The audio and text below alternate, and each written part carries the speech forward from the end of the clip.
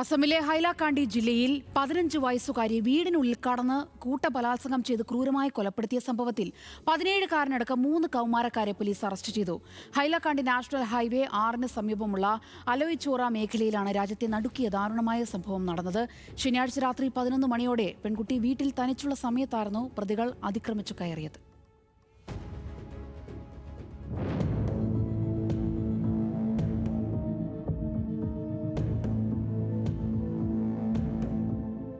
ഹൈലാകണ്ടി ജില്ലയിലെ അലോയിച്ചോറ പ്രദേശത്ത് കഴിഞ്ഞ ശനിയാഴ്ച രാത്രി 11 മണിയോടെയാണ് മനുഷ്യ മനസാക്ഷിയെ ഞെട്ടിക്കുന്ന ക്രൂരത നടക്കുന്നത്.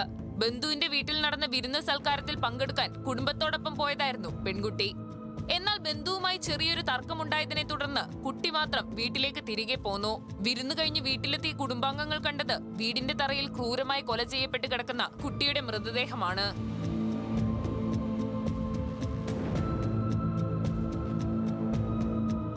തിരിച്ചറിയാൻ പോലും കഴിയാത്ത വിധം മുഖവും തലയും പൂർണ്ണമായി തകർക്കപ്പെട്ട നിലയിലായിരുന്നു.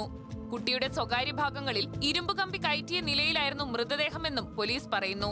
സംഭവവുമായി ബന്ധപ്പെട്ട് 17 മുതൽ 19 വരെ വയസ്സ് പ്രായമുള്ള 3 പേരെയാണ് പോലീസ് അറസ്റ്റ് ചെയ്തത്. പ്രതികളിൽ ഒരാളായ 17-കാരനെ കുറ്റകൃത്യത്തിന്റെ ക്രൂരത കണക്കിലെടുത്ത് മുതിർന്ന ആളായി പരിഗണിച്ച് വിചാരണ ചെയ്യണമെന്നാവശ്യപ്പെട്ട് കോടതിയെ സമീപിച്ചതായി SSP വ്യക്തമാക്കി. പ്രതികളിൽ ഒരാളുമായി പെൺകുട്ടി മുൻപ് പരിചയത്തിലായിരുന്നുവെന്നും പെൺകുട്ടിയുടെ വീടിനെ കുറിച്ച് പ്രതികൾക്ക് വ്യക്തമായ ധാരണയുണ്ടായിരുന്നുവെന്നും പോലീസ് കൂട്ടിച്ചേർത്തു.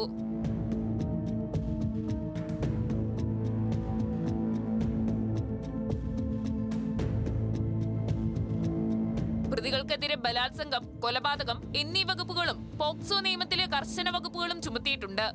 സംഭവത്തിൽ കൂടുതൽ പേർക്ക് പങ്കുണ്ടോ എന്ന കാര്യം അന്വേഷിച്ചു വരികയാണെന്നും സംശയമുള്ളവരുടെ മൊബൈൽ ഫോണുകൾ പിടിച്ചെടുത്ത് ചോദ്യം ചെയ്യൽ തുടരുകയാണെന്നും അഡീഷണൽ SP സമീർ ദർപ്പൺ ബറുവ അറിയിച്ചു.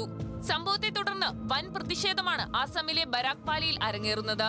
പ്രതികൾക്ക് വധശിക്ഷ നൽകണമെന്നാവശ്യപ്പെട്ട് നാട്ടുകാർ ആസാം മിസോറാം ദേശീയപാത ഉപരോധിച്ചു. National desk, news Malayalam.